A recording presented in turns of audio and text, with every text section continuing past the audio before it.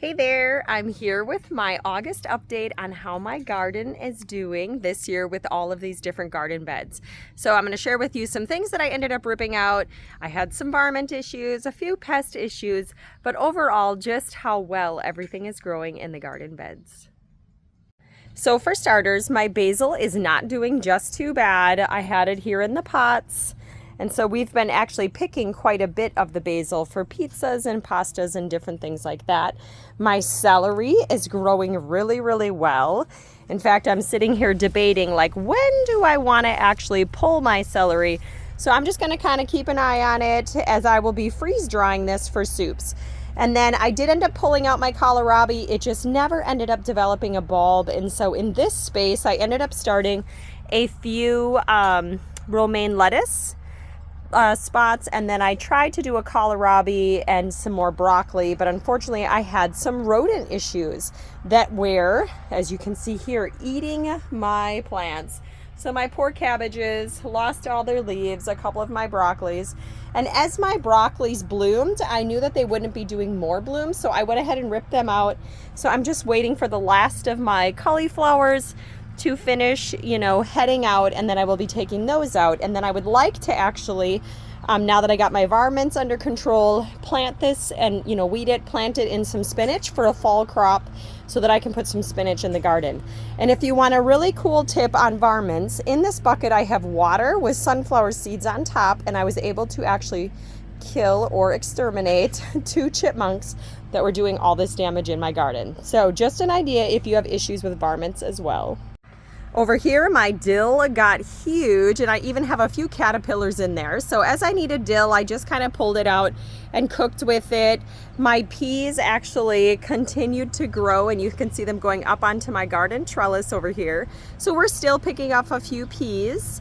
And then here, my ground cherries are filling out really nicely, but I'm not really seeing any cherries yet that we can harvest. And then here I have my zucchini, and I have 2 different types of zucchini. I have the long zucchini that you see here, and so I've picked off a few of those before they get too big.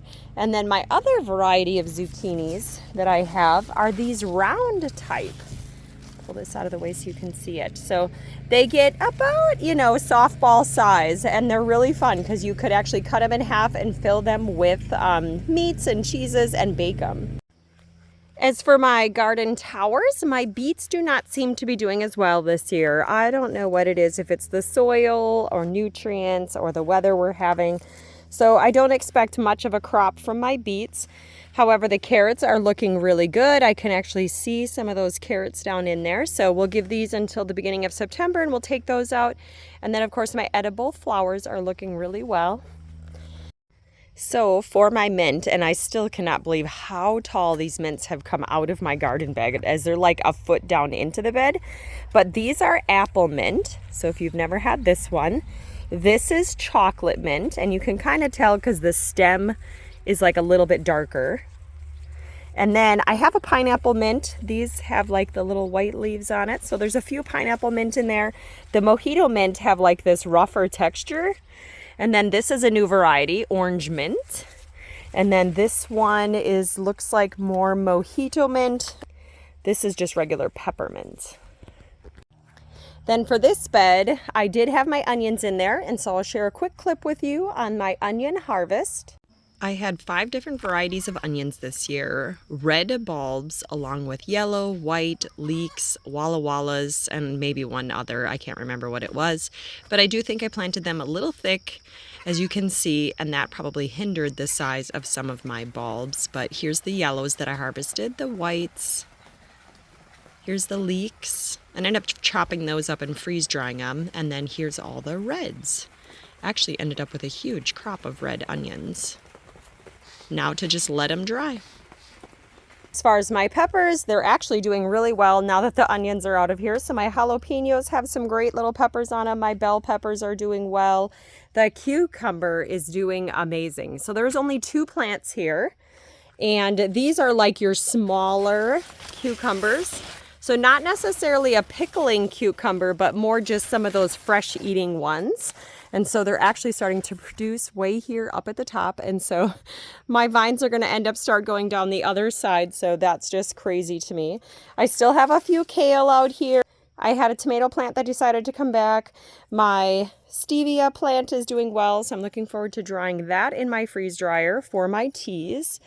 As far as the tomatoes, I've been starting to pick my tomatoes. So again, the center is the heirloom.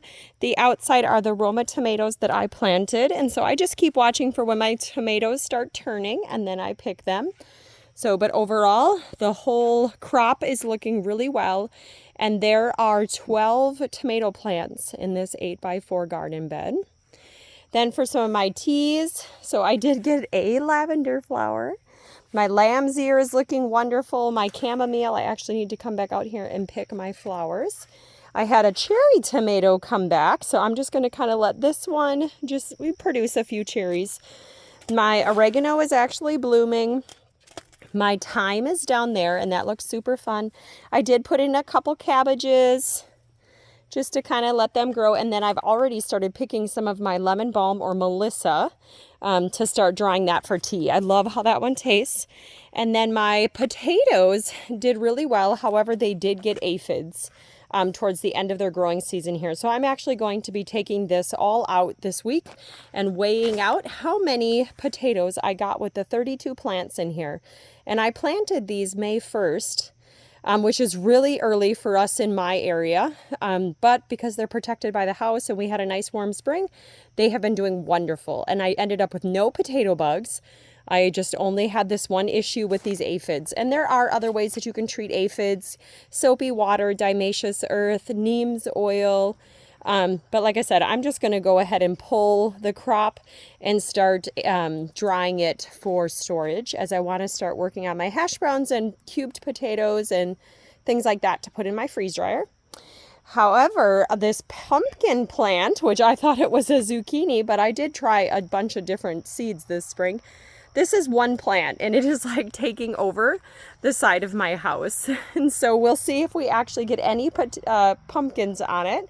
But the aphids have started attacking the leaves on this pumpkin plant. So I'm going to have to go get me some of this neem's oil and go ahead and spray this pumpkin plant in hopes to keep it, to where it can actually produce a few pumpkins for us.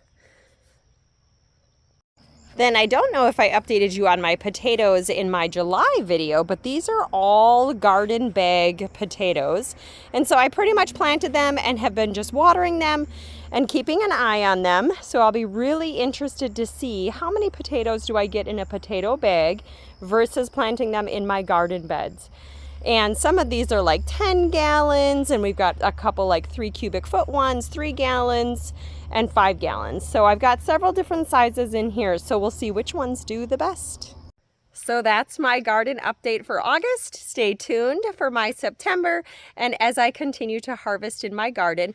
And if you can see right there, I'm actually adding a new garden bed in the center of my garden.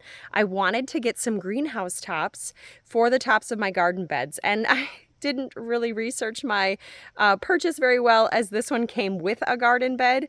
So I had to make room for another garden bed, and then this greenhouse actually fits right over the top of it. But I did find another greenhouse that will go over my other garden beds. So stay tuned to my Erin's Reviews page if you're interested in getting greenhouse tops for your garden beds, and if this one fits the beds that I have.